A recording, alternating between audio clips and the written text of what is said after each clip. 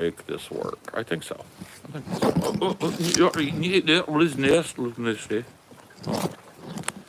Just fucking sit there, please. One for the sweet souvenir, huh? Okay. There we go. Now I feel like I can do this preemptively because my hands are going to get cold first. Oh, yeah. You guys hear the beautiful tinkle of the rain on the forest floor here?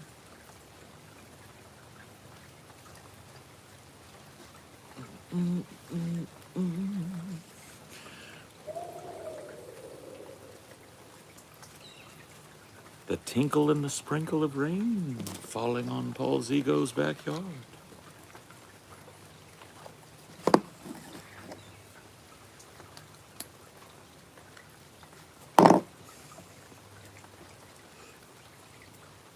I was enjoying it this morning, and I got the itch to throw on a stream. So now you get to enjoy it too. Yeah, I sat out here for about 45 minutes this morning, right around when the sun was coming fully up, so like 7:30. And it was just like perfect sereneness.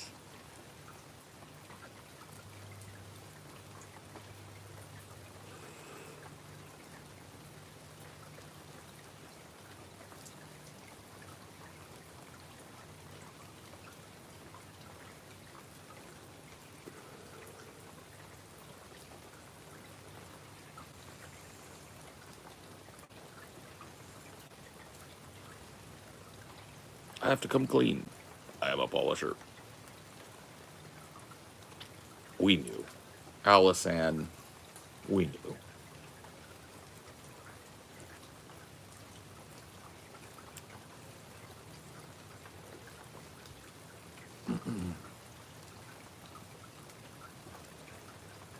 Have you ever met an adult who can't read at all? Yes. I've met several.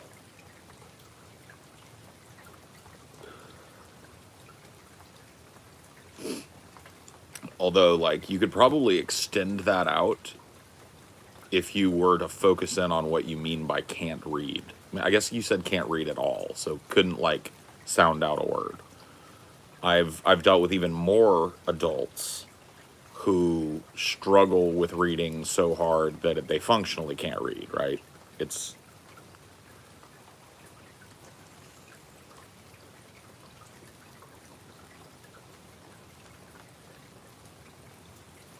oh yeah, and I'm not even trying to shame people. It's actually a real detriment in society, and people are really like typically ashamed of it when they live in a literate society and they are illiterate.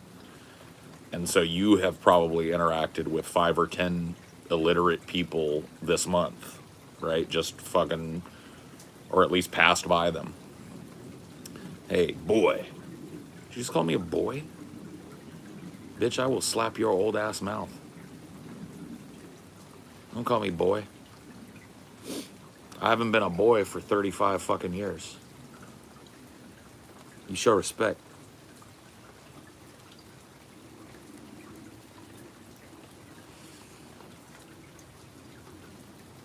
Hello, girl. That's right.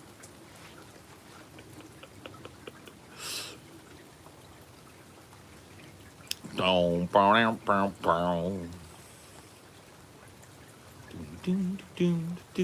was the first time. It was the last time.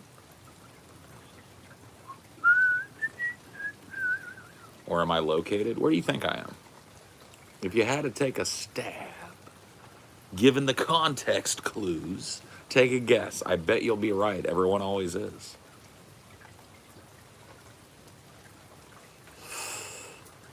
Yeah, I'm in the woods. I thought that was apparent. I'm in the woods, but yeah. If I knew, I wouldn't have asked. I said guess.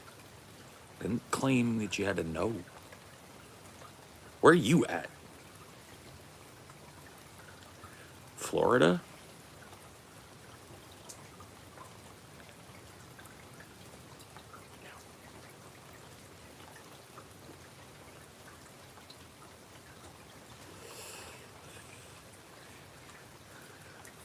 Aberdeen, Scotland.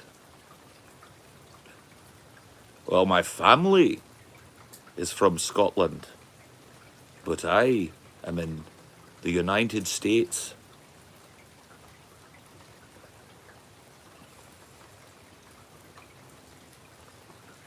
I'm Korean, you know.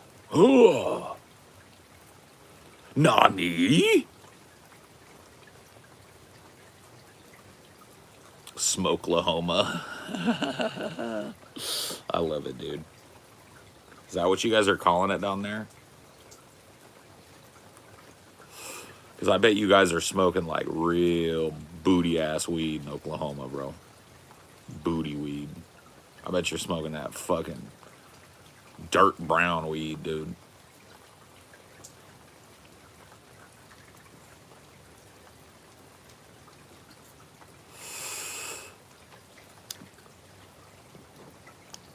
Do do do do do do do. Booty weed, yeah. How old you? How old you think I am?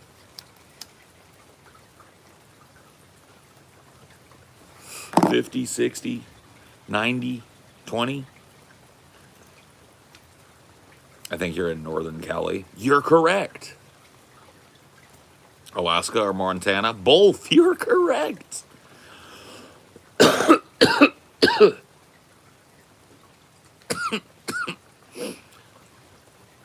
Deep down in Louisiana, close to New Orleans. Something, something, something about the evergreens. Something about the boot. Me 31. Me 31. Me 31. No, me 44. What drug you done, Paul Ziga? Tell us that. What drug you done, Paul Ziga? You don't want to know. You don't want to know what drug I done.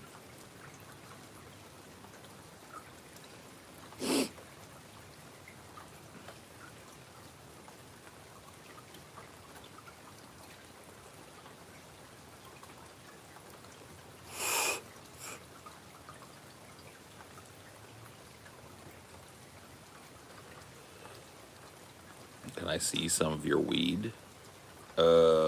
No. You can't. But I guarantee you it's better than the Smokelahoma you're getting, dude. I guarantee. Wow, I gotta get my coffee.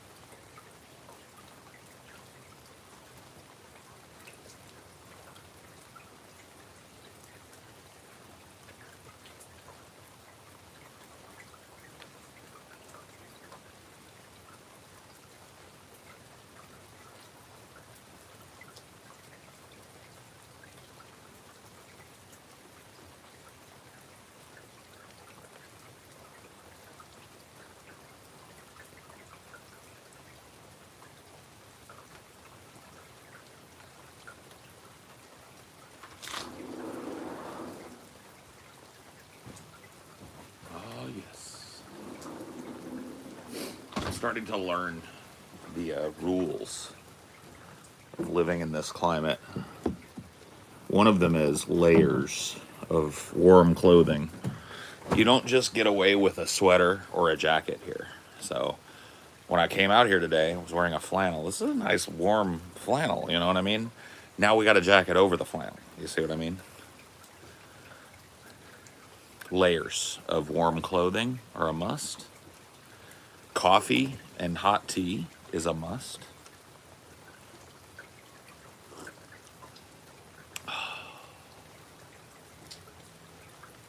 Gloves are a must. Your extremities are going to get cold first.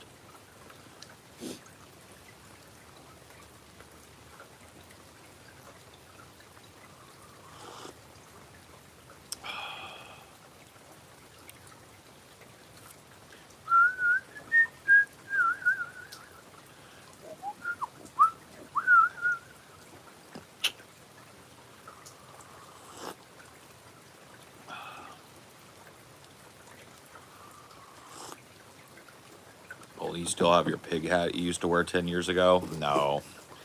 No, my dog, Boogie, wounded that hat, and then Dinor finished it off when he was a puppy. He got a hold of it, chewed it to shit. So I do not have that hat anymore, no. In fact, I don't have any of my pig hats. I've given them all away to fans. So I had 2 pig beanies, too, that I used to wear a lot. One of them I gave away to a poor cold twink at a meetup. He was a twink and he was cold. And then one of them I gave away as a prize for the roast off contest. Yeah, now I have no pig hats anymore. Them's the breaks.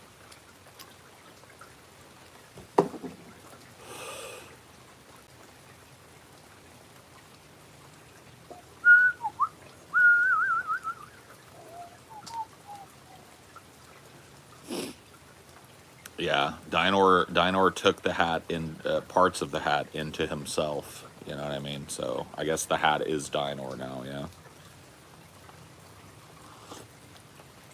Paul has crippling depression. Vicious. She was vicious. It was fantastic. I couldn't have picked a better roast off contestant. She was vicious. It was the way she said it. Yeah. Yeah.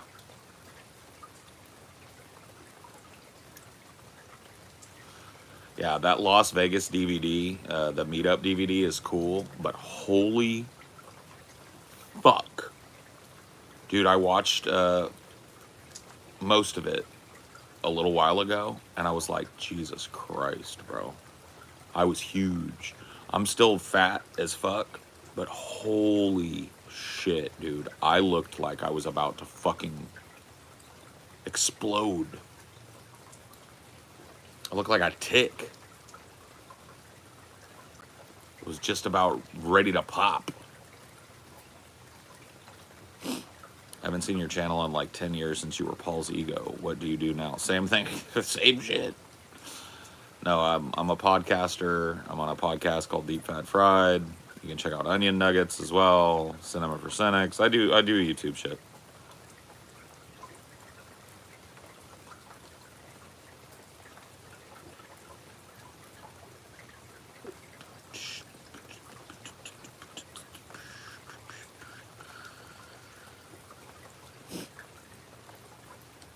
Wait, when? I was talking on the Las Vegas meetup DVD. It was fucking massive, bro. I look like a planetoid.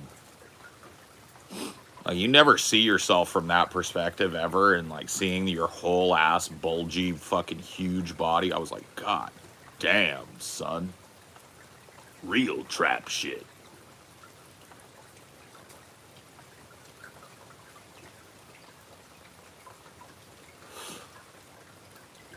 Booty club about to fuck up a sandwich.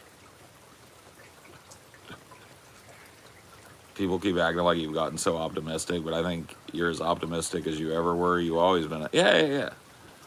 Well, you know, there's like a lot of truth to that old adage that behind every pessimist is a disappointed optimist. I've always kind of leaned into that shit. You know what I mean? It's interesting how people will perceive you differently based on things that don't like honestly, if you have noticed a change in my perspective over the last couple of years and a change in the way that I conduct myself overall or whatever, the only thing that I can point to is the Tao, right? I don't think I'm any less salty now. I don't think I'm any less pessimistic.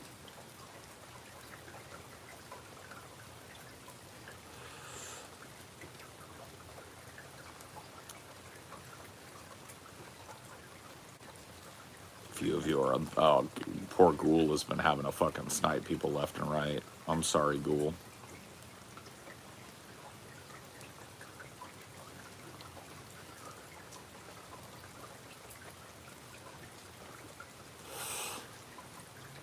Good morning.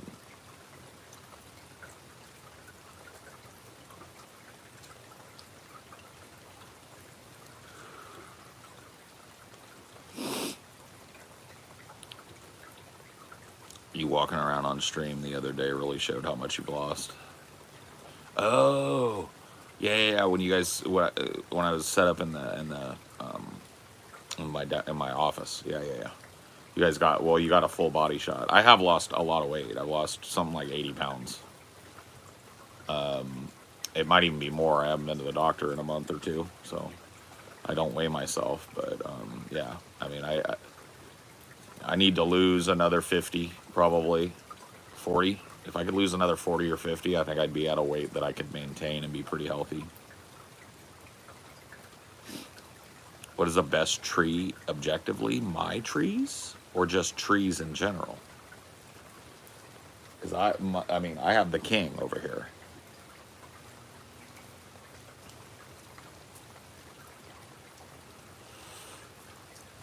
Trees in general. I mean, I like a big weeping willow. Like a big old weeping willow is a pretty fucking dope tree. Cali redwoods are fucking. I mean, they're so immense, it's insane, right? Yeah, they are profoundly beautiful. You're right about that.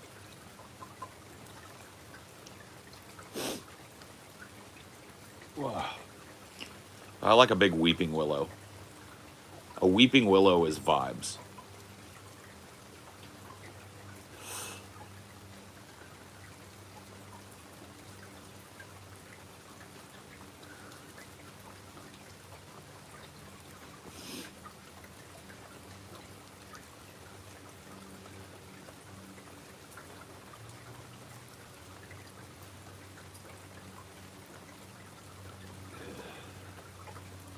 Huh?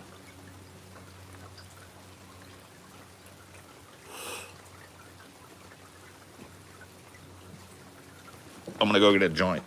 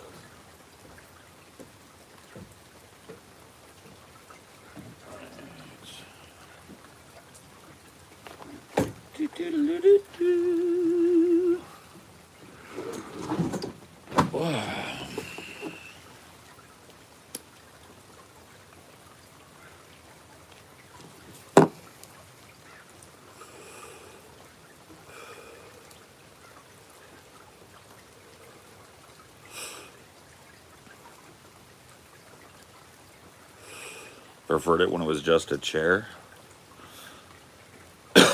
I could have somebody fucking escort your dumb, time wasting bitch ass up out of here if you want. Or you can just sit and be appreciative.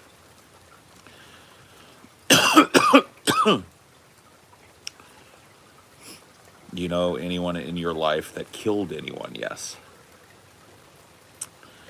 I know a couple of people that have killed people. Both in the line of duty. If that makes any difference. I don't believe I know a cold-blooded killer. But then again, they tend to be secretive about those things.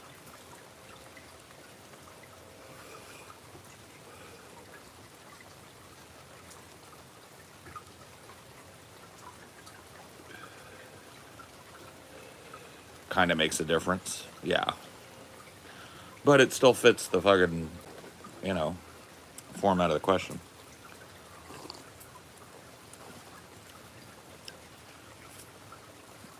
Tommy's innocent of all charges. Yeah.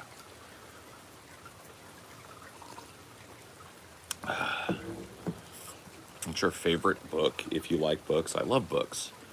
I always tell people, because it's the book that really introduced me to the, love of reading and stories. It's a book that's on, the 4th grade reading curriculum, and I still try and read it once a year, maybe once every couple of years. It's Hatchet by Gary Paulson.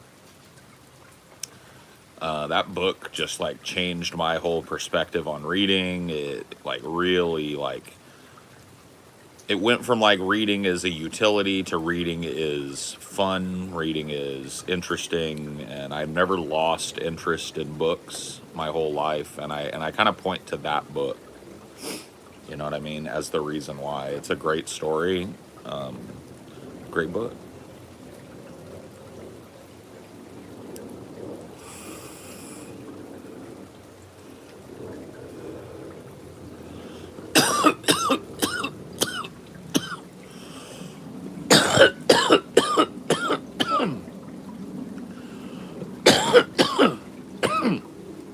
Catcher in the Rye made me realize how annoying I sound sometimes. Yeah,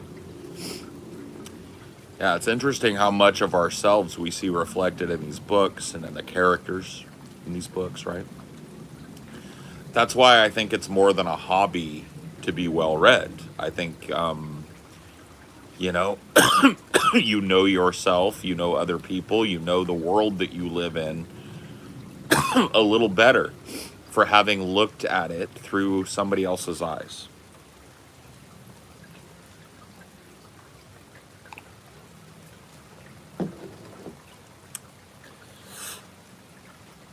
Coughing for a much lamer reason. You got a bad flu. Yeah, I'm sorry. It's the cold air. Cold air plus weed gets me every time, man. Oh.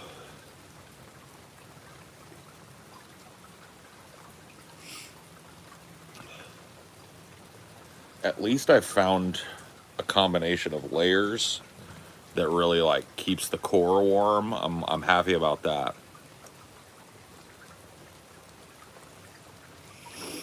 What do you think the best idea is in the Communist Manifesto? The delineation of labor across labor organizations. So the fundamentalist Marxist idea of from each according to his ability, to each according to his need. Those fundamental principles are probably the broadest concept in the Communist Manifesto, and my favorite concept that I, took away from it, right? Dabbing with pneumonia? Don't do that. Get some edibles. You look like you're going to chop down tree with your outfit, Lumber Paul.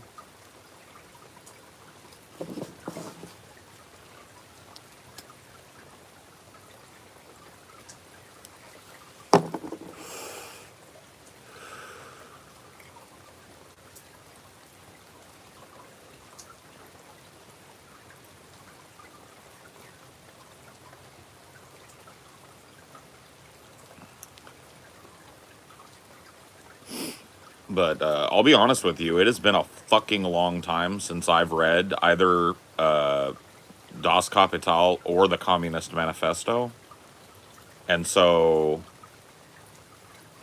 you know what I mean? When people ask me about communism or whether I'm a communist, I always answer no. And you hardly ever hear me invoke the term. There's a reason for that. I found it interesting from a historical perspective, but I didn't find much that I thought mapped neatly onto reality. As a supporter of one big union, how would you incorporate existent trade unions into a mass structure? That's gonna have to come from these unions, right? These unions as bodies are going to have democratic elections, and they're going to have to decide what the name and nature of the overarching union structure is, right? I don't know, to be honest with you. I know that it's going to be a messy process, right? I know that who ends up empowered, whose union president ends up empowered with that overarching job, it's going to confer a lot of status in the labor environment, and it's going to confer a lot of power. Well, that's my thoughts on it. I mean, eventually, I would like to see things like AFL, CIO, CLC, all of these, large union structures. I would like to see them under one umbrella, right? The structure of that, right? Like, I'm not sure how that takes form, right? I have to believe that in a labor environment, just from my experience growing up in it, there's going to have to be a democratic process. There's going to have to be a system by which the unions vote for their leadership representation at the umbrella level. We're talking about the overarching organization, right?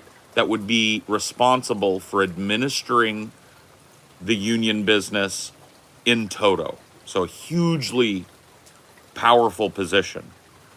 And it's definitely going to have to be a democratically elected position under the current structure as I understand it. Maybe those types of attitudes will change. Maybe there's a better way of doing it, which is why I was hesitant to just like, oh yeah, do this, do that. You know what I mean?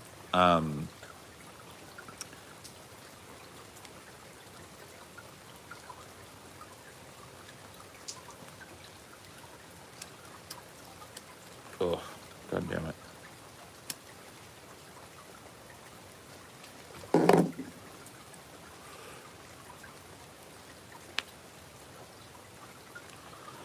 Yeah,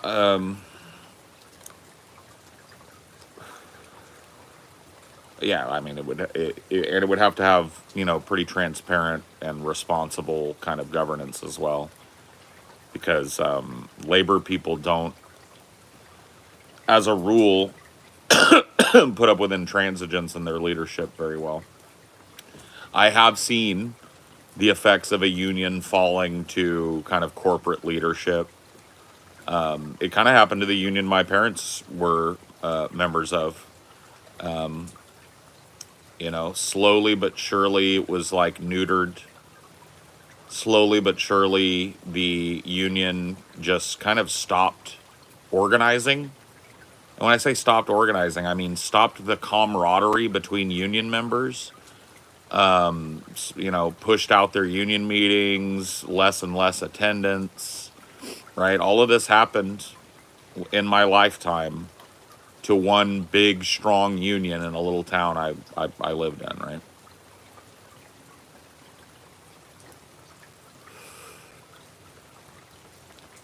Yeah. Yeah, I mean, well, like your job is your job is your job. You need what you need, and there's no fuck around in the trades, right? Especially when you're an apprentice. I mean, you might get to the level where you can delegate and shit, but like the idea is it's nose to the grindstone.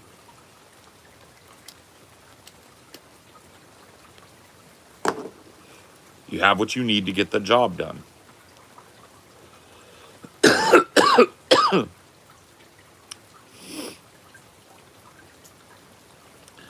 Yeah, and I mean, I think it needs to incorporate politics too. I don't. I think I'm a little disappointed, but maybe that's just I haven't given it enough time to sink in yet. But I really thought I was going to see a lot of people kind of black pilled on electoralism by this last cycle. And to their credit, I've seen a lot of people sticking to their guns on it. And I was really kind of hoping I'd see more kind of people moving away from the Democratic Party and Democratic organizing, starting to realize that we either need to make something new or we need to exercise our power outside of electoralism because it's a fucking circus at this point. I mean, if you really look at it in its constituent parts, and I don't mean to make everything fucking political, but I've just been thinking about it lately, right? This last electoral cycle was one of the most embarrassing things I've endured as an American citizen. The dementia, the diapers, the fucking just absolutely bare naked authoritarianism, the fucking lack of democratic norms. We're talking like the DNC deciding willy nilly that it was just going to coronate Kamala Harris instead of having a primary when it after gaslighting us all into believing that Joe Biden was functional for how many years? 3, 4 years? It's like that fucking debate performance. I watched a clip of us, like a clip of my podcast watching that debate. I just, it had been a while. I clicked on it early this morning, and as I was waking up, I was watching it, and I'd forgotten how utterly woe-begotten Biden was in that debate. He looked like he was about to drop dead. He sounded like he was about to drop dead. Trump dog walked his fucking old slack-jawed ass up, down, left, and right, and didn't even really have to try. He just handed him the win. And I was like, the fact that more people didn't know right then that there was trouble. And I don't mean like we need to replace Biden trouble. I mean, we're not going to beat Trump trouble. I just don't get it. I just don't understand it. I look back at it and I'm like, why would you accept that embarrassment and announce loudly your intent to continue supporting it?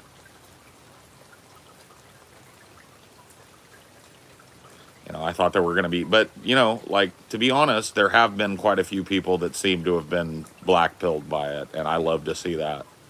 I love it when people realize the truth about electoralism, that it is a dog and pony show, it is a form of status quo stasis, and it has become completely and utterly pointless for the average person to take part in it.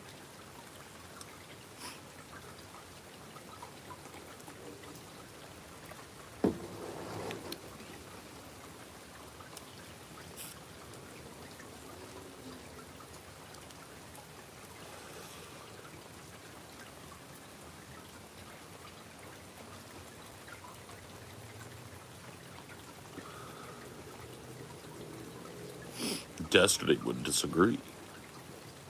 Duh. Mr. Borelli, Mr. Manicotti, Mr. Guanciale, Mr. Mr. Morelli.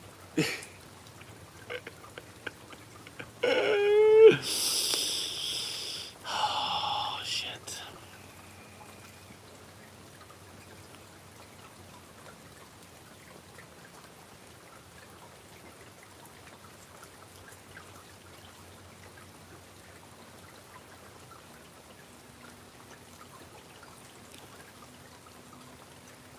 Mr. Fonzarelli.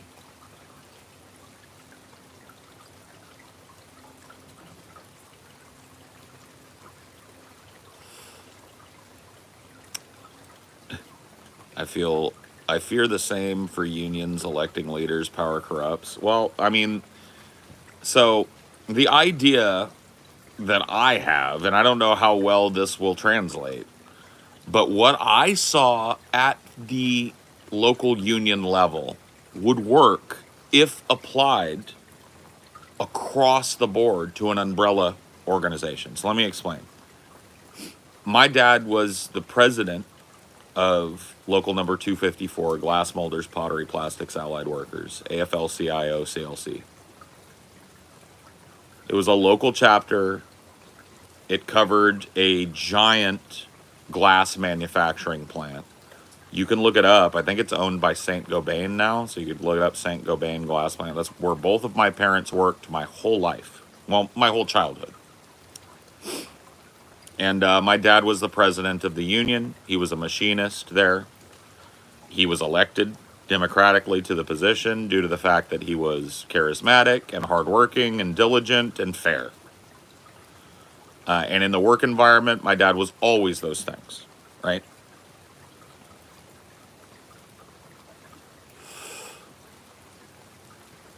When something happened, and I'm talking about even outside of the things that you're thinking about, pay, healthcare, when there was a grievance, the buck stopped with my dad.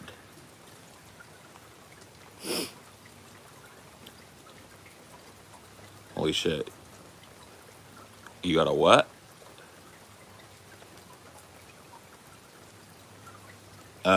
Anyway. So, like, let's say that there was a dispute between two people in the union, and one person feels that another person has aggrieved them, right? You don't go to your boss like you normally would, and you certainly don't handle it out in the fucking parking lot with your fists. That's not conducive to a harmonious work environment, and you both end up in fucking jail, right? So it's not. So who do you go to? You go to the union leader. And as far as accountability is concerned, one of my father's jobs as union president was absorbing people's grief and grievance because the buck stopped with him. He ultimately was empowered to decide those things. Now, if they felt aggrieved by my father's decision, they could appeal it up, right? It wasn't like the buck completely, but like ultimately, when it came to the day-to-day, the buck stopped with my father. And so because my parents didn't, like they didn't make extravagant bunches of money, and because it was convenient, my dad would take us all the time to his union meetings. It was easier to just take us there, give us something to do, right? Let us sit over in the corner at the union hall, have the meeting, take us home. That was way easier than getting a babysitter, way cheaper, right? So my little sister and I spent 6 or 7 years of our childhood sitting in the union hall, right?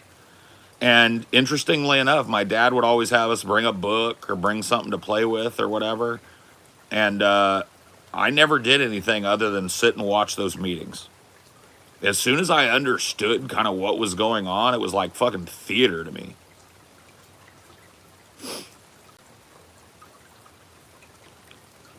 Well, I mean, you don't want to bring your kid if your kid's going to be disruptive and shit. I'm not saying it's like, but yes, absolutely though. If your child is at a place where it can chill, you know what I mean? Listen, absolutely.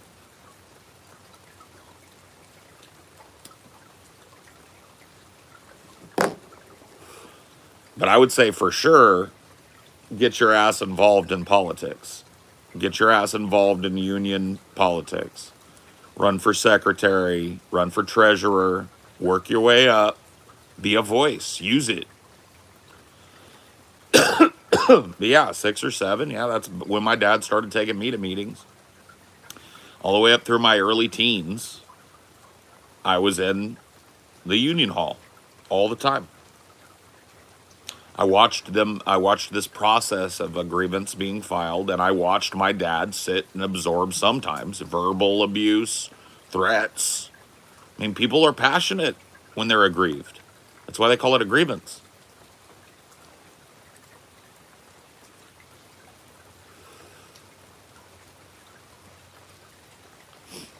Weird you should bring up Saint-Gobain. Well, it's a huge company. Saint-Gobain is like a huge company. It's not like I docked some tiny little thing. Yeah, it's a huge French company that owns a fuck ton of different manufactories and research stations and all of this shit. Yeah, you're a lab technician and your dad's a sales and marketing manager, part of the union. Yep. That's cool, man. Small world. But yeah, no. I mean, Saint Gobain is a giant company that I think in the late 80s, I want to say, or the early 90s, purchased the plant from another company. I can't remember the name of that company. But yeah, so it's like the plant changes ownership, and that triggers an entire round of negotiations with the union, right? And so I was in the union hall during the Saint Gobain transfer, which is crazy.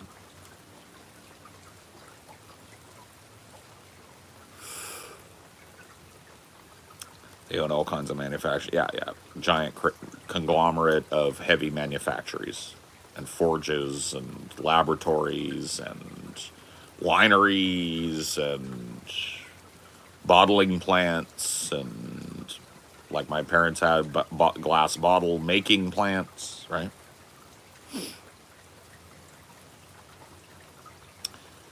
We would tax our corporations a commensurate level. Imagine how nice our country would be. Oh my God, yeah. That's the fucked up part of it, is that like the system that we live under now could work, but the problem is that the people that benefit from wealth being concentrated are the people sitting in the decision making seats. Congress will never, ever, ever pass legislation that would limit their ability to capitalize on their fucking position, ever. So right now, there's like this AOC has introduced this legislation that, like, whatever, it's performative as fuck, but at the very least, she's doing something. I give her props for that, I guess. But saying that, like, hey, if you're elected to Congress, you have to divest yourself of all stock. You're not allowed to purchase stock while you're serving. Blah blah blah blah. This is a no-brainer. You know what I mean? It's an absolute fucking no-brainer, but there's no fucking way the rich old fucks in Congress are ever going to fucking vote that through. And so you're going to continue to get a Congress that has just an implicit bias towards giant corporations because they own part of it. Corruption is beyond taken over. Corruption is the order of the day. It's how shit is done now. Think about it. So you hear a new regulation is passed, right? And a lot of people will celebrate about that. A lot of people will celebrate, oh, there's a regulation on textile mills dumping toxic waste into water supplies. You'll hear about this type of legislation at the state level, sometimes at the national level, right? And I'm not saying you don't celebrate it as a win. It's good that that's on the books. But can I tell you what doing business in the United States consists of if you're a giant chemical manufacturing textile corporation, right? You're all involved in this regulatory agency or in this regulation as this new piece of legislation is being debated. You're all involved. And you want to know what your biggest interest is? You have two interests. Number one, you want to see if you can get it canceled completely because that's the best. Number two, you want to be involved in discussing the penalties.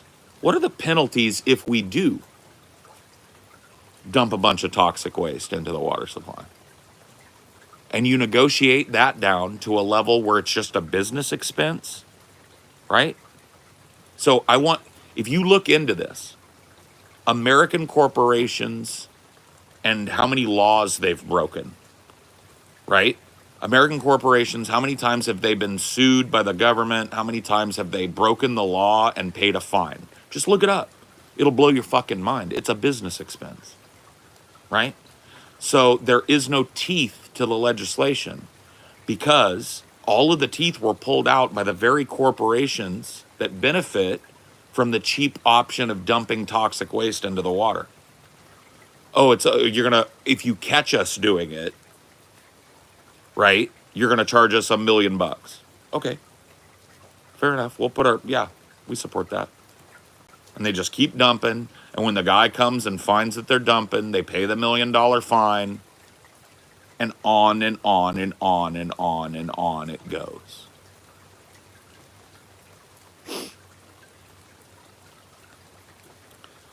If they ever get fined, a lot of them do to keep up appearances. But like I said, it's a business expense. It is part and parcel of business at the highest levels in this country to break the law over and over again and pay money to get out of it. And it's easy peasy lemon squeezy for these giant corporations to come up with $1 million. Oh, $1 million fine. It's a tax write-off.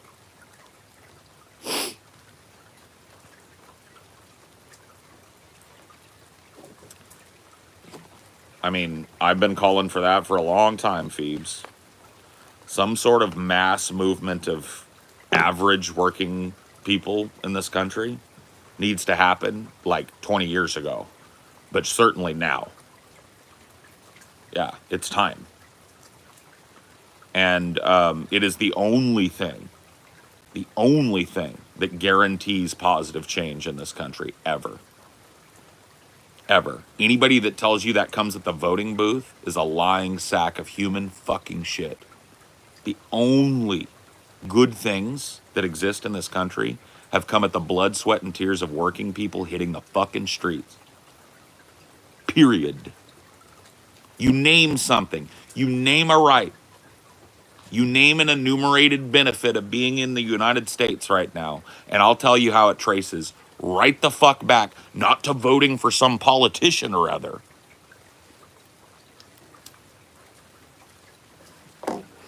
but to organizing.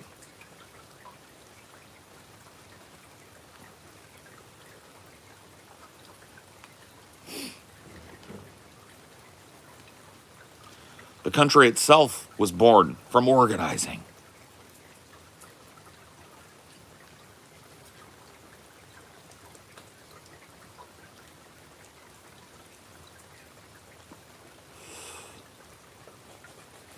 Well, I mean, look,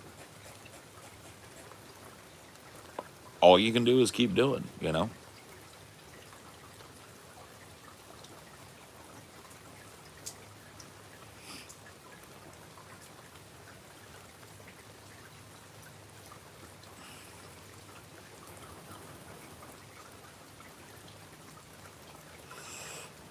Uh,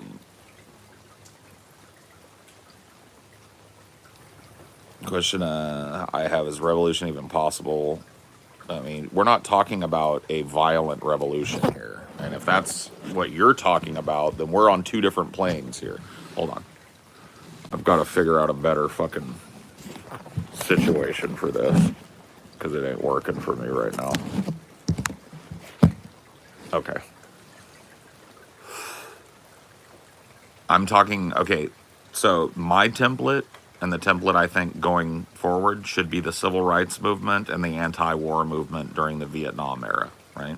These were blended movements, and these were social movements that changed the world forever and for always, changed America forever and for always, and established some fundamental fucking core rights for people despite their skin color forever and for always in this country, okay?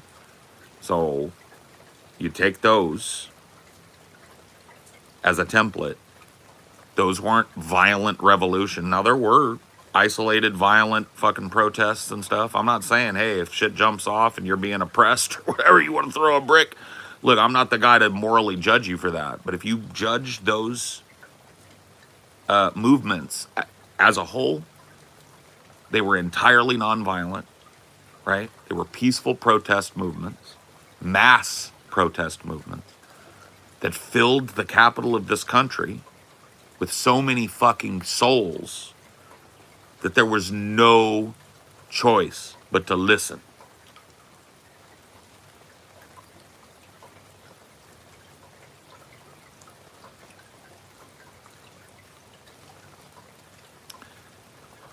Sit-ins, mass fucking meetings, mass protests, mass civil disobedience until we get what we need.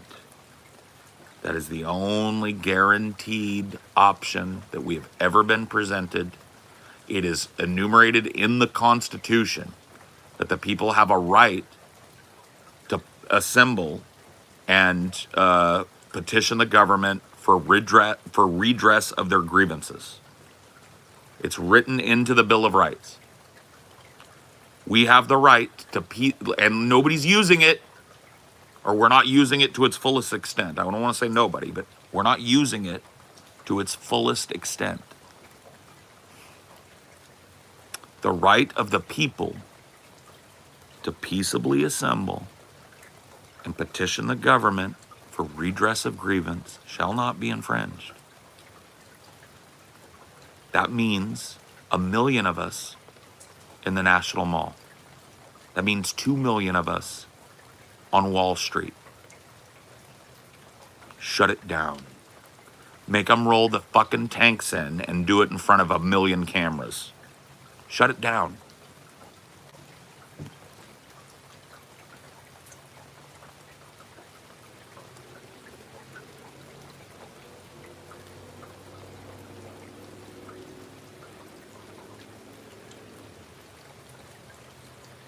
Shut it all the way the fuck down. That's how you do it. Notice I didn't tell you simp for a politician online for the next 4 years. Notice I didn't tell you loudly announce and debate your intent to vote for Democrats until you're fucking old and crinkly. You didn't hear that out of me, did you? You heard organize, get with a fucking protest organization, start fucking looking for organizations that are organizing bigger things. Let's get momentum going here.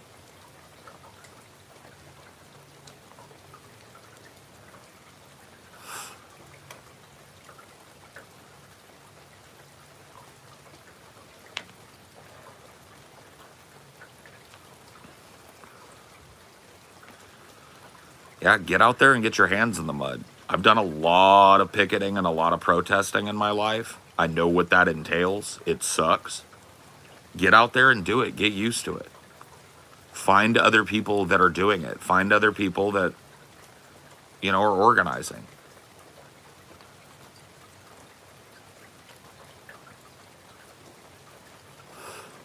Do you think people are too comfortable and unwilling? Something big will have to break that mentality? Yes, unfortunately.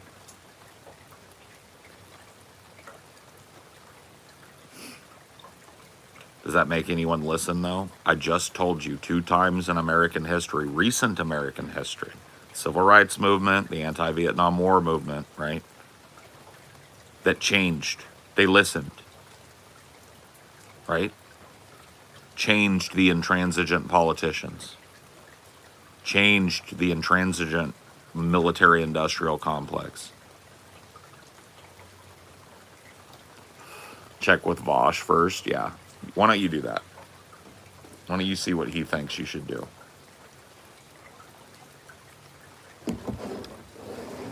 Because if he's calling for you to organize, that's a script flip. He told you all the fucking outside of the liberals organization was just time-wasting fiddle-dee-dee bullshit. You guys remember that shit? So if he's flipped the script and he's calling for organizing now, you know a grifter when you see one, right? You know inconsistency when you see it, right?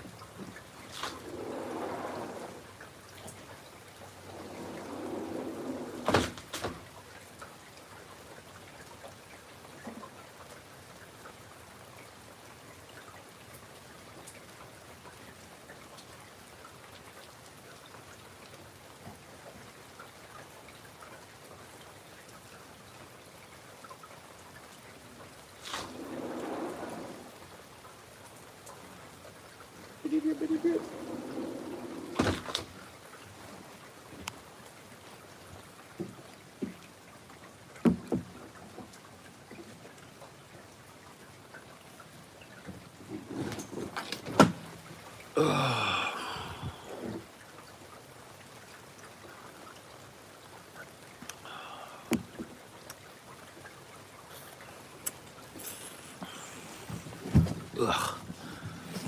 I really need to find my fucking phone stand. Post haste. Till then, though, this will work. I'm just trying to like put as little. Okay.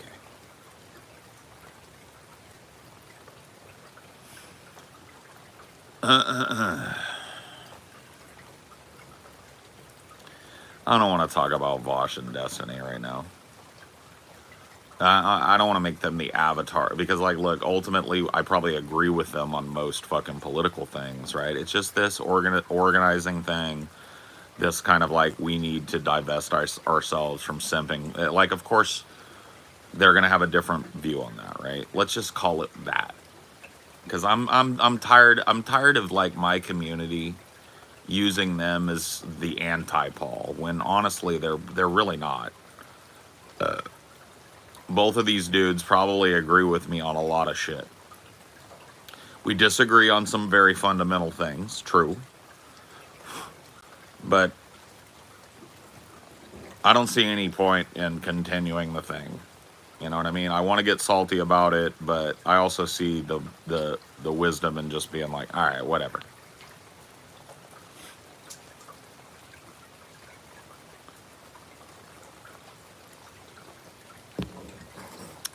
Just drama-tainment. I know, and I enjoy that. I'm not trying to say I'm above that. I'm not trying to say I won't have disagreements with these dudes in the future or whatever the fuck. All I'm saying is I'm just tired of, like, especially Vosh, being like the avatar of the anti-Paul, right? It's like like our worldviews are the two opposing worldviews, and I just don't see that as being the truth. I'm gonna be honest with you guys. Like, I don't think that Vosh and I disagree fundamentally on a lot of really important things. I just think we disagree fundamentally on the wisdom of continuing to work so hand in glove with the corporatists, right? And to not be using our voices and our resources and shit to be advocating for a mass protest movement, right? Like, that's our disagreement. He thinks you should be organizing for the Democrats. I think you should be organizing for yourself. And that's okay, right? Like, I can't change his mind on that. Clearly, I never really set out to. I'm not really going to change anybody's mind on that really wants to believe it. So what's the point in continuing to grind away at that little fucking nub of disagreement? It's like, it's out there. You know what it is. I'm going to move on.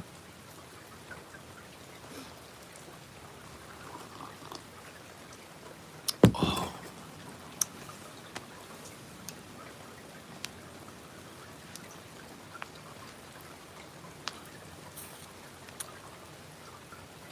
The poor part of Beverly Hills. I know. I know. I'm aware. I know. I remember. Pepperidge Farms and I remember. Okay? But we're not gonna... It's been said. The true anti-Paul is a Nazi. None of these dudes are Nazis, whatever else they might be, sure. A mask of humanity falls from Capitol. It has to take it off due to kill everyone, everything you love. All the love and tenderness in the world. It has to take it off just for 1 second. Is that The Dictator or whatever? Is that Charlie Chaplin?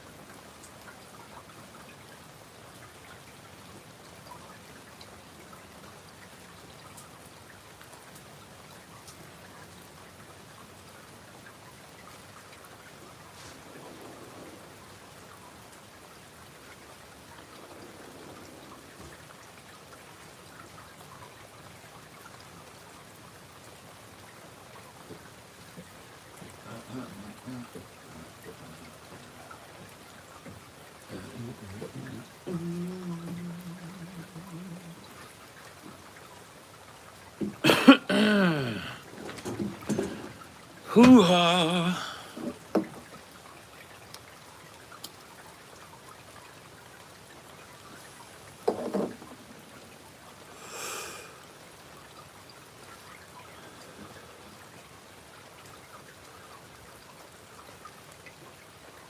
One of the things I love here is like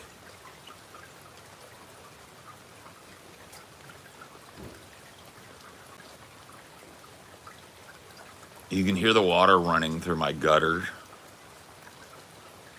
You can hear the drops of rain hitting the trees and then dripping off of the trees. So you get like a doubling of the kind of white noise of rain.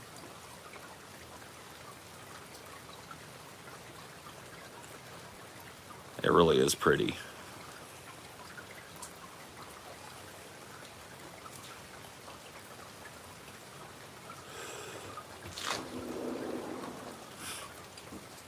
When will you and your honey have your special ceremony now that you got settled? Our special ceremony? Oh, our wedding ceremony? I don't know. Maybe we could plan something up.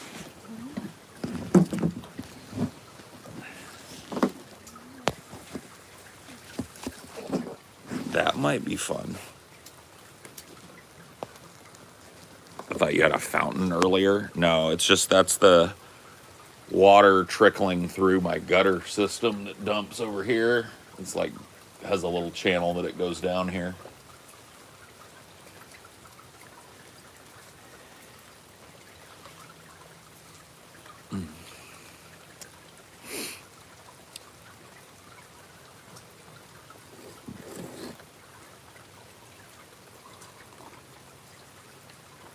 Is that Wu Wei? Yeah. That's Wu Wei. Hello, Dinor. Good morning, sir. How are you? Yeah? Some hot coffee in there for you, baby. All right. You want me to get you a cup? Well, I know you can get it. I'm just going to get you a cup. You want a little Scotia creamer? Yeah.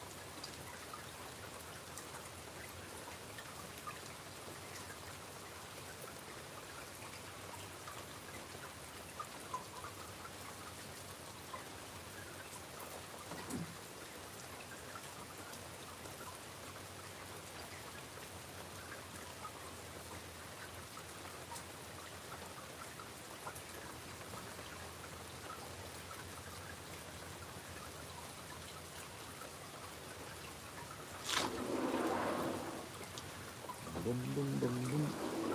Doom, doom, boom, boom, boom. There you go, baby. Keep you warm. Ugh.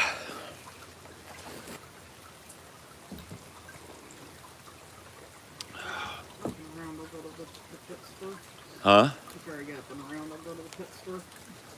Oh yeah.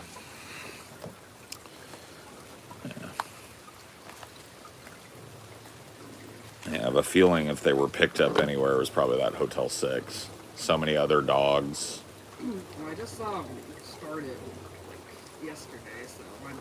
Well, it takes them a while Yeah. for there to be more than one, so. And I'll just get them a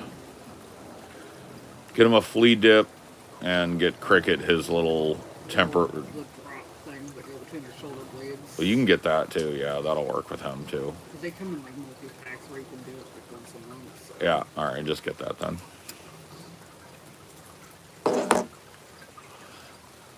Yeah, if they picked it up anywhere, because I'm just thinking like where like this is not like prime flea zone No, here. got a bunch of little, and there's squirrels, but Yeah. So it's like this is I mean, it's not like they won't be non-existent here, but it's not like Dinor's like rolling around out here either. It was that fucking tall grass at the where he would poop over there. There's 90 million dogs over there. some of the stuff that we brought, it's in our clothes or blinkies or whatever. Probably not. I would say it probably came in on Dinor. So I haven't seen any anywhere on him.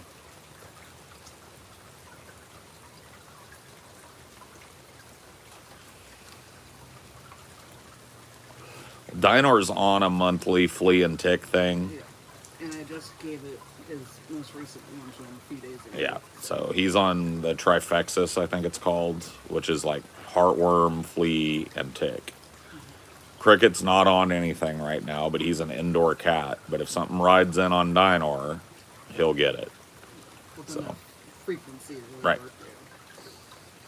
So we're gonna get some flea dip for both of them. Just give them a good fucking bath, and then get Cricket a little anti-flea medication, and that'll kill it in its cradle. It's just part and parcel of having pets, man. If you've got a pet that goes outdoors at all, and you live in an area that is prone, you're gonna have to do something about fleas at some point.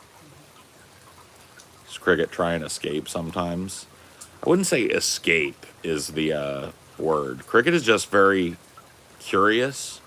The times where he's gotten out of the house, he basically just plants his little ass pretty much like 5 feet from the door and looks around. He's not like, because like the difference that I would hold up is like I lived with Squex, and Squex, at least when he was a young teenager cat, he wanted nothing more than to be outside and to run up a tree. Like that's what he was just desperate for it. It's like Cricket is just wants to like come out here and look. So Cricket is very much an inside cat. His territory is indoors. And we have to deal with his curiosity, and that's pretty much it. He's not like, dude, Squex would just run out sometimes. He would post up somewhere like 3 feet from the door and time it. Be like, oh, Paul takes like 6 seconds to get through the door.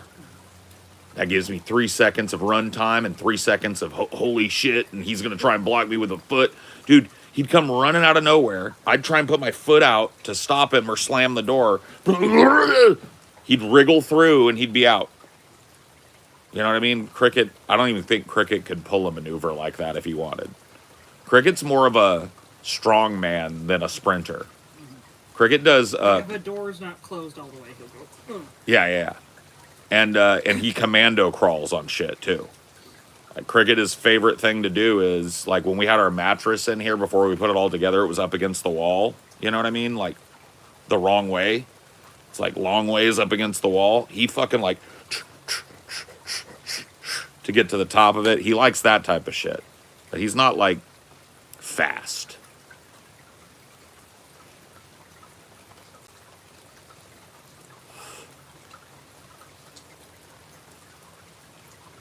That makes things so much easier. Well, I think it's see, here's the difference. Cricket was a rescue cat that never lived in a garbage can, didn't learn about the outside world very much, or for long enough for him to get that feral instinct thing. He was bottle fed by a human, so he's a little rescue baby, right? So Cricket is very much like in tune with being near where we are. Usually when he wants to get out, that's why. Because we're out. Or like you said, just pure curiosity. Mm-hmm. The door's not shut all the way. It's like, oh, really? It's like there was one time we had a front door at the last place we were at that was just, you know, you had to make sure it was closed. And I didn't one time. I went out front to do something, came back in. He fucking noticed it immediately, of course. And we were all freaked out. This was before we got their satellite collars, or not satellite, but their whatever, their Bluetooth trackers, their GPS collars. I was like, oh fuck, he got out, and we're like, cricket, you know, I'm running up and down the street. I'm getting my feet all torn up because I'm running on the like bare fucking lawn filled with thorns and shit. It was just bullshit. And then we found him. He was like right by the door underneath the bench by the front door, like, what? So that's as far as he went. And then the back door didn't shut after that because it was busted or something. And he did the same thing out back. Yep. He was just hanging out. Exact same thing, like 5 feet from the door, like. So he's not like a dude that has the instinct to want to be out here hunting and climbing a tree and shit. He has his own way of expressing that on the indoors. We call it the tiger moment. And he doesn't want to be noticed when he's doing it. So a lot of times he'll do it when we are distracted somewhere else in the house, or after we go to bed. Sometimes if he's out and about, he'll do this roar like a. But you have to imagine it's coming out of a very tiny tiger. You know what I mean? So it doesn't sound like roar. It sounds like something like that. And then he will run through the house and climb things hella fucking aggressively. And then he'll go rawr, and go whoosh, and do it again, right? He has this like king of the jungle fucking ritual that he does. And that, I think, gets out all his tree climbing aggression.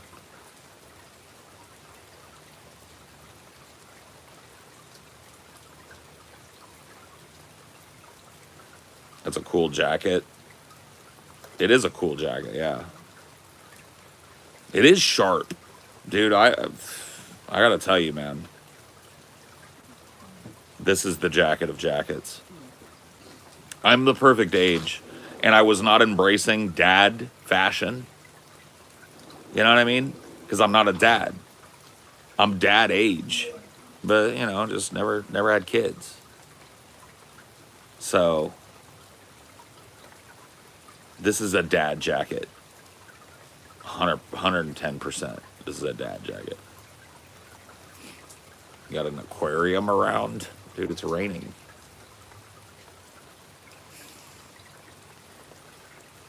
Hello, McFly. Hello, McFly.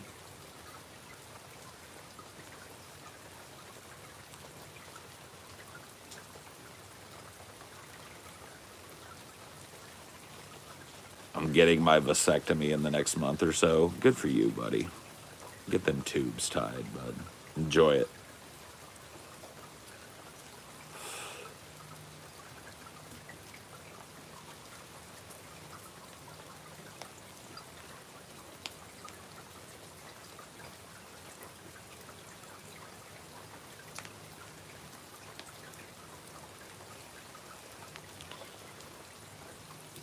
Yeah.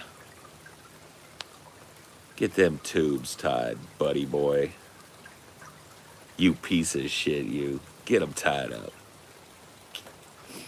Anyway, that's enough of that.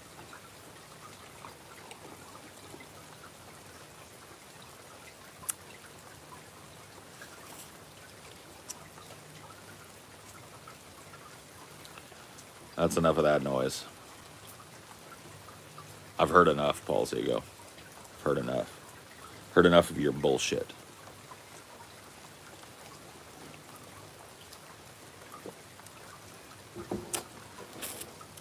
Do you work? No. No, I'm a trust fund baby. My dad was a rich dildo mogul, you know? He was in dildos really early on when they started to really catch on. And so this is all dildo money you're looking at. I don't work at all, man. So good to find a streamer with Down syndrome. Yeah. My hat's off to you, mate. Proud of you. Well, dude, I appreciate it. Thank you. It is tough being a Down syndrome streamer. I will tell you, thank you also for the hats off. Your mom had a different reaction when she met me. It was panties off. But I think we all know your mom's proclivities.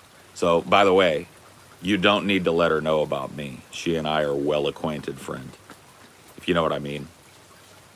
If you know what I mean. I'm sorry. If you can get what I mean. I know I'm a little downsy. Yes, my mom is nasty. You're right.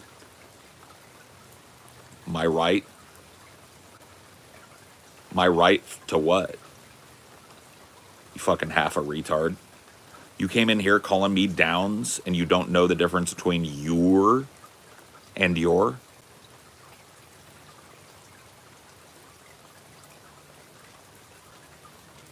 But I'm the downser.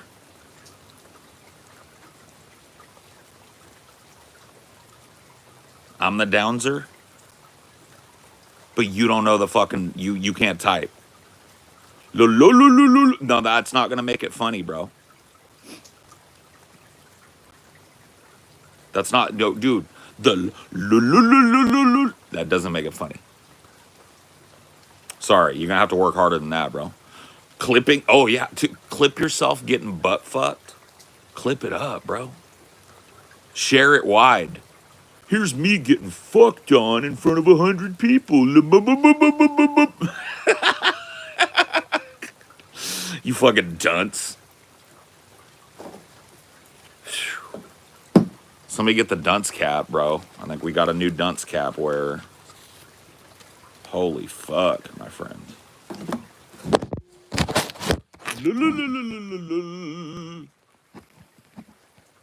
Here's a tissue.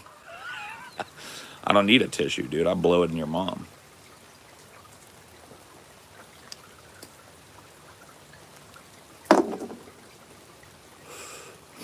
Look at the tears. Yeah.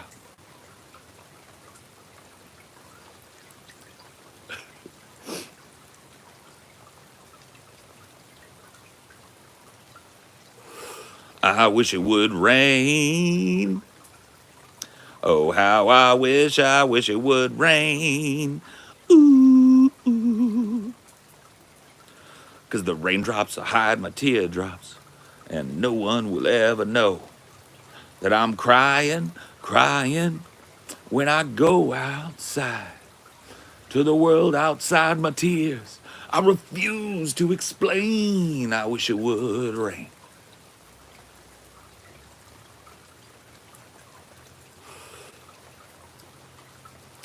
All right, retarded guy that can't spell and can't read a book.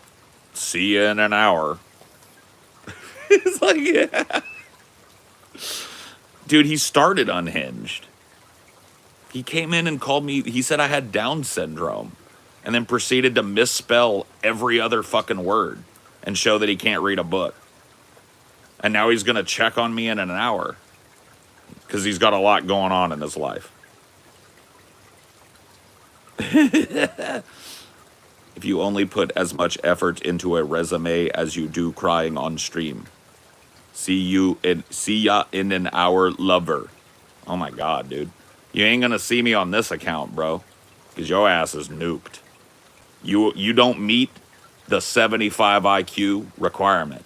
You stepped up to the roller coaster and got in line, but there was a chicken standing there, right? A little cardboard cutout of a chicken, and he was holding his hand up like this. You gotta be this smart to ride this stream. And your dumb ass came in right about here, bro. So you can go get yourself an alt account. Or 10. Or 20.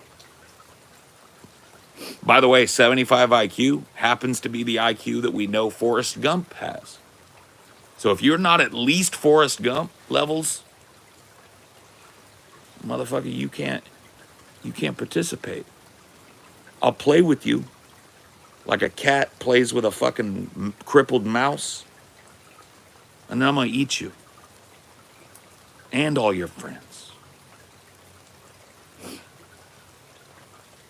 Gump was a wise man. That's what I'm saying. Motherfucker had a 75 IQ and he met the president 3 times. At least.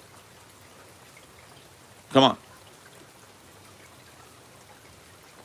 I know a lot of you are working with a more than fucking 75 IQ, so act like it. Act like you could read a book. Act like you had a mama when you were growing up. You know what I mean? Show me. Show me you could read a book. Show me you know the difference between there, and there. And your and your. Show me. Prove it to me that you've got an 80 plus IQ. Or else you cannot ride this ride. The cartoon chicken has spoken. Okay? Cool?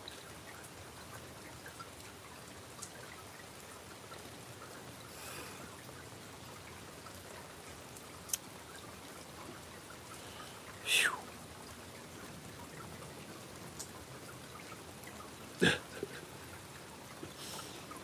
My God, man.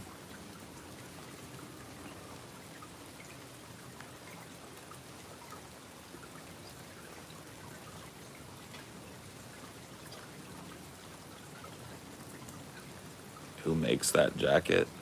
I don't know.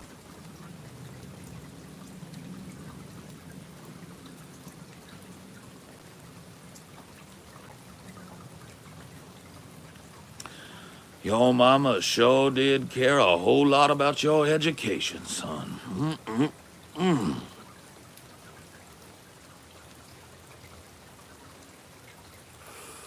How's this jacket wild, bro? It's a wool jacket with a Navajo pattern on it. It's like a granddad jacket. It's awesome. How's it wild? Or funny. Looking. Oh my God, bro. Hey, you got some on your shirt. I mean, come on, dude. What are you, my fucking uncle? Dude, am I 6 again and you're my fucking Uncle Jimmy? Is that what's going on?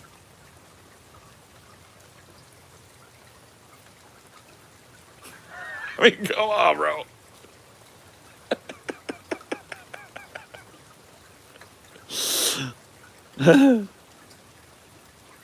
Literal unk jokes, bro. Come on. I'm supposed to be the unk in the room. And you're out unking me. That you can't do that. You're not allowed to do that.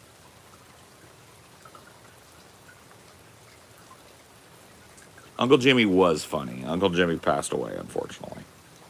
But yes, Uncle Jimmy was hilarious.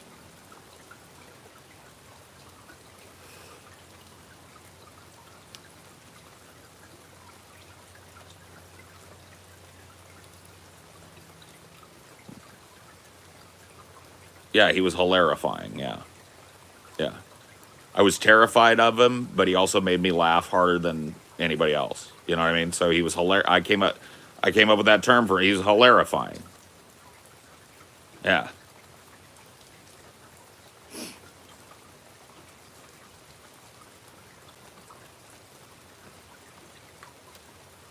Yeah, the scobbin' nobbin, dude. He'd scob my nobbin, dude. Fucking scob my nobbin. Oh my God, dude. Super Dr. Satan AIDS 64. How have you snuck past the fucking filter, bro? Did you not see the cartoon chicken at the head of the line? Sorry, bro. You gotta go. Sorry. Can we escort Super Dr. Satan AIDS 64 all the way up out of here and get him on a different alt? Thank you, bro. Thank you, brother. Appreciate you, man. Appreciate you. The stream sucks. I'm out. Dude. People act like I got him chained to this shit. I ain't got you chained to the radiator, bro. I didn't ask you to come in, let alone hang around, let alone announce your departure. Get the fuck up out of here, bitch. Punk ass motherfucker.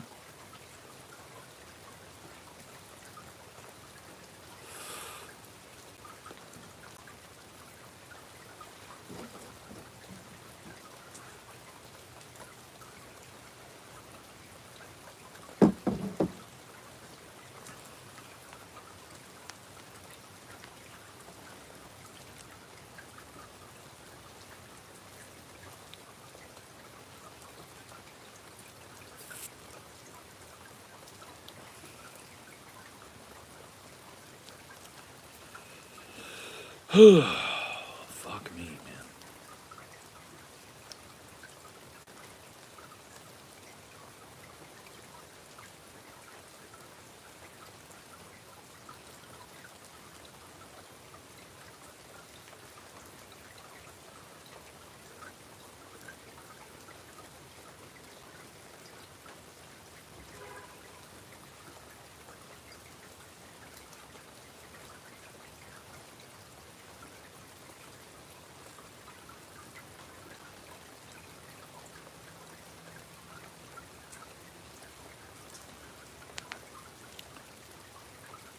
Yep, saw Nosferatu, thought it sucked. Watched the fucking first hour, the public hour of the Boogie Gauntlet. Me and TJ talk about why it sucked so bad. Pretty in depth.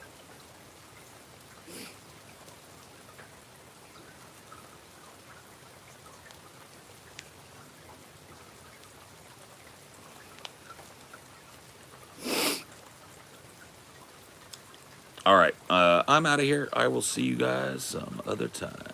Come on, press the button, you piece of shit gloves. Come on, do it. Do it. You'll do it.